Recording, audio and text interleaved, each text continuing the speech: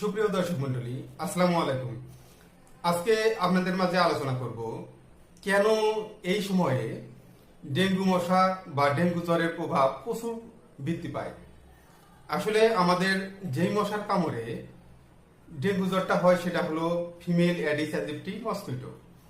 এই মশাটা সাধারণত জন্মায়, এই মশার ডিমগুলো ছাড়ে সাধারণত আপনার আবদ্ধ পানিতে, যেমন আপনার ঘটি বাটি ছোট ছোট পাত্রে যেখানে আবদ্ধ পানি থাকে।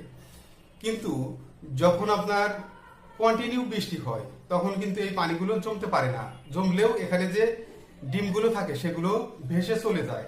কিন্তু যখন থেমে থেমে বৃষ্টি হয় তখন কিন্তু এই অ্যাডিস মশার ডিমগুলো সহজেই বিস্তার লাভ করতে পারে এবং এই ডিম থেকে বাচ্চা হয়।